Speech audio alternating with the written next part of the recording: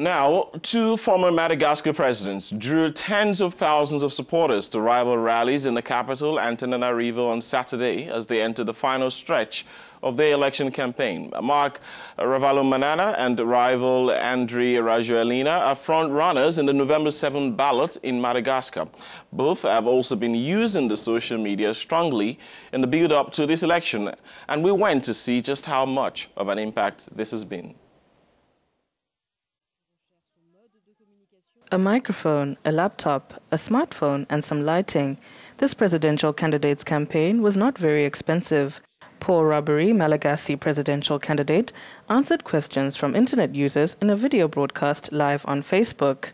But how important are social networks to presidential candidates, and what is their communication strategy?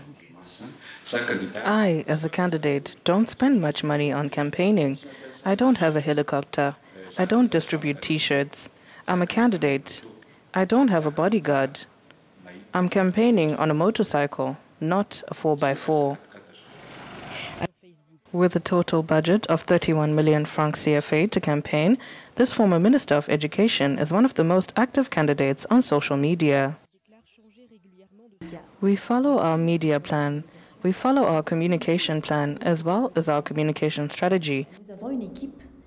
For example, we have a team that sent SMSs to make people aware to vote for candidate 25. We had verbal attacks from some supporters, then they moved from the internet to sending messages via SMS. Among the candidates are about 50 volunteers specialized in communication. One part of the team is responsible for following the daily news of each of the 35 candidates on social media. That's a report by our Madagascar correspondent, Volana Razafimanantsoa. It should be noted that 5% of Malagasy people have access to the internet and 75% live in extreme poverty. Figures that suggest that the presidential campaign is still mainly played out on the ground. But what are the real stakes of this election compared to the 2013 one? We listen to a political analyst in the country, Sahondra Rabenarivo, who works at the Observatory of Public Life in Madagascar. De Madagascar. I think that the stakes of the 2018 elections are higher even compared to the one in 2013, because on the one hand it has to do with consolidating democracy, and on the other hand settle the 2009 accounts through the ballot box once and for all. And firstly, it will be extremely important for the results to be credible.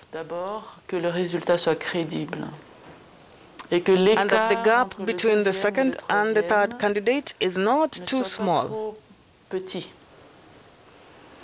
And for the third to accept to be third. It is true that this takes time. Some of them are very impatient, which to me is positive for the next polls. Because in 2013 there was no program, none at all. In 2018, there is at least one attempt to present a program. I think we will get there in 2023, maybe. Sahondra Rabenarivo. Apologies to the way I pronounce the name there. Sahondra Rabenarivo, a Malagasy political analyst, speaking there in that interview.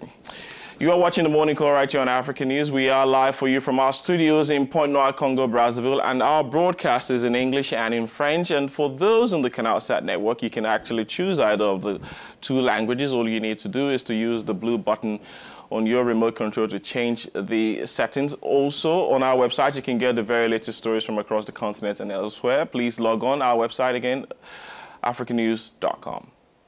Now, still to come on the program.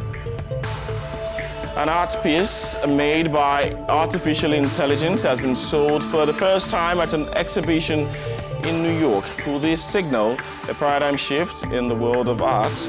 And look who's back in form. Barely 2 weeks since an arm injury, Lionel Messi is back and is on the lineup to play against Inter Milan on Tuesday. What are we to expect? All of these stories plus much more when we return after the break. Hanan and I will be right back. Stay with us.